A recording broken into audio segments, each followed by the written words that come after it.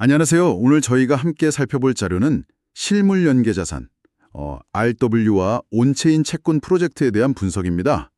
보내주신 자료들을 토대로 핵심만 딱 뽑아서 이 새로운 금융 방식의 가능성이랑 또 주의할 점들, 이런 걸 명확하게 정리해 드릴게요.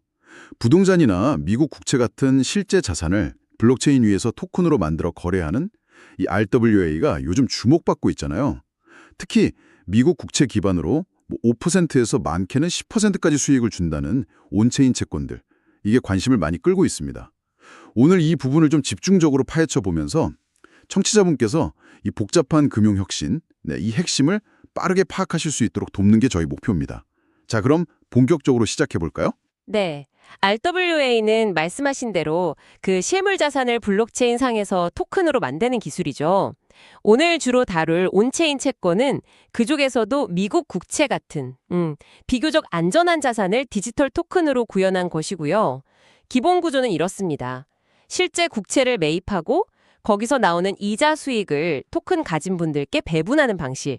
그러니까 현실 세계의 안정적인 수익을 블록체인의 효율성이랑 결합하려는 그런 시도라고 보시면 됩니다. 자료에 보니까 여러 프로젝트가 나오던데 몇 가지 대표적인 사례를 좀 비교해 보면 이해가 쉬울 것 같아요. 예를 들어서 그 온도 파이낸스의 USDY, 이건 어떤 특징이 있나요? 미국 국채 기반이라고 쓰여 있네요.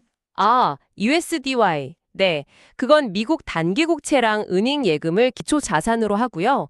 현재 기준으로 보면 약 5에서 6% 정도 수익률을 제공합니다. 중요한 특징은 이게 미국 델라웨어에 법인이 등록돼 있고 KYC, 그러니까 신원 확인 절차가 꼭 필요해요. 그래서 주로 기관 투자자나 좀 규제를 중요하게 생각하는 개인 투자자들이 대상이죠. 자료에서도 미국 SEC 규제 가능성을 잠재적인 리스크로 언급하고 있더라고요. KYC 필수. 그럼 반면에 마운틴 프로토콜의 USDM은 접근성이 훨씬 좋아 보이는데요. 자료엔 KYC가 필요 없다고 나와 있어요. 네, 맞습니다. USDM은 파나마에 등록된 비미국 법인이라서 KYC 없이 누구나 투자할 수 있다는 게 장점이죠. 미국 단기 국채를 담보로 하고 수익률은 약 5.25% 정도인데 이게 매일 복리로 토큰 수량 자체가 늘어나는 방식이에요. 리베이스 구조라고 하죠. 그러니까 가지고 있는 토큰 개수가 이자만큼 자동으로 늘어나는 겁니다. 다만 미국 투자자는 이용이 제한되고요. 또 담보자산 증명 방식에 대해서 신뢰성 문제가 일부 제기되기도 합니다. 그렇군요. 듣고 보니 KYC가 없다는 편리함 뒤에 그 담보자산 증명의 투명성 문제가 있을 수도 있겠네요. 규제를 피하는 게 꼭 장점만은 아닐 수 있다. 이 점은 유의해야겠어요. 그런데 자료에는 수익률이 훨씬 높은 프로젝트도 있던데요. 메이플 파이낸스는 7에서 10% 이상도 가능하다는데 이건 구조가 다른 건가요? 메이플 파이낸스는 접근 방식 자체가 좀 다릅니다. 이건 실물자산 담보라기보다는 기업들한테 신용 대출을 해주고 여기서 발생하는 이자를 수익으로 주는 온체인 대출 플랫폼에 더 가까워요. 그래서 높은 수익률을 기대할 수 있는 반면에 대출받은 기업이 디폴트, 즉 채무 불이행을 할 수 있다는 훨씬 직접적인 위험을 안게 되는 거죠. 실제로 과거에 디폴트 사례도 있었고요. 결국 고위험, 고수익이라는 오래된 격언이 이 블록체인 세상에서도 여전히 유효하다는 걸 보여주는 예입니다. 그렇군요. 그 외에 백드 파이낸스는 스위스 기반으로 유럽 규제 하에 ETF, ETF는 아시겠지만 주식처럼 거래소에서 사고 파는 펀드죠. 이런 iShares, 미국 단기채 ETF 같은 걸 토큰화한 거고, 또 슈퍼스테이트는 미국 기관 투자자 대상 국채 기반 토큰이라 아직 일반 투자자 접근은 어렵다. 이런 점도 자료에 언급되어 있고요. 네, 맞습니다. 지금 미국 기준금리가 5.25에서 5.5%로 꽤 높은 수준이잖아요.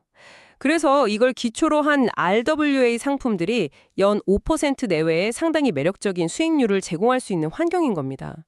변동성이 아주 큰 다른 암호화폐 투자에 비해서 안정적인 수익을 찾는 분들에게는 이게 매력적인 대안으로 떠오르고 있는 거죠. 하지만 자료에서는 리스크도 분명히 지적하고 있어요.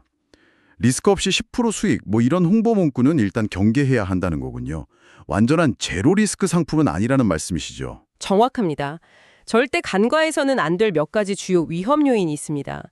예를 들면 토큰을 발행하고 운용하는 회사가 파산할 위험, 또 미국 SEC 같은 규제 당국의 정책이 갑자기 바뀔 가능성, 그리고 필요할 때 토큰을 제때 현금으로 바꾸지 못할 수 있는 유동성 문제, 그리고 블록체인 기술 자체의 약점인데 스마트 계약 해킹이나 오류 발생 가능성 같은 것들이 대표적입니다. 스테이블 코인 법안 같은 규제 움직임이 RWA 시장에 어떤 영향을 미칠지 이것도 흥미로운 지점인데요.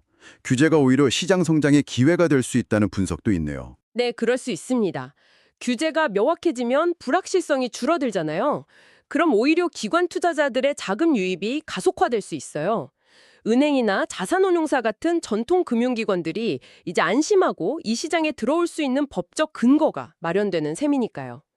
이렇게 되면 RWA 토큰의 신뢰도가 전반적으로 높아지고 특히 미국 국채 기반 토큰 시장이 크게 성장할 잠재력이 있다고 봅니다.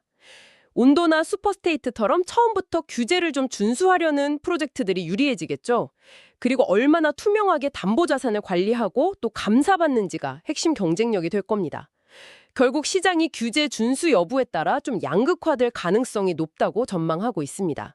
자, 그럼 정리를 좀 해보겠습니다. RWA 온체인 채권은 미국 국채 같은 전통적인 안전자산의 수익을 블록체인 기술을 통해 얻을 수 있는 혁신적인 방법입니다. 하지만 프로젝트마다 참여 조건이나 수익률 구조, 그리고 그 안에 숨어있는 리스크가 정말 천차만별이니까요. 투자 전에는 반드시 각 프로젝트의 특징을 꼼꼼히 비교하고 분석하는 것이 중요하겠습니다. 네. 청취자분께서 이 정보를 통해 얻으실 핵심은 변동성 높은 시장 상황 속에서 안정적인 수익을 추구할 수 있는 새로운 투자 대안을 이해하는 것, 그리고 전통금융, 그러니까 트레드파이와 탈중앙금융 디파이가 어떻게 융합되어 가는지 이 최신 금융 트렌드의 큰 그림을 파악하시는 겁니다. 블랙록 같은 정말 거대 금융기관들도 주목하고 있는 분야인 만큼 이 흐름을 알아두는 것 자체가 중요하다고 할 수 있겠죠. 마지막으로 이런 질문을 한번 던져보면서 마무리할까 합니다. 과연 이러한 RWA 토큰들이 미래에는 우리가 일상적으로 사용하는 은행 예금이나 MMF, 그 단기금융 상품에 투자하는 펀드 있잖아요. 이걸 대체할 만한 경쟁력을 갖게 될까요? 그리고 만약 지금과 달리 미국 국채 금리가 다시 낮아지는 시기가 온다면 현재 이 RWA 채권 시장은 또 어떤 모습으로 변화하게 될까요? 한번 생각해 볼 만한 문제인 것 같습니다. 오늘 저희가 준비한 내용은 여기까지입니다.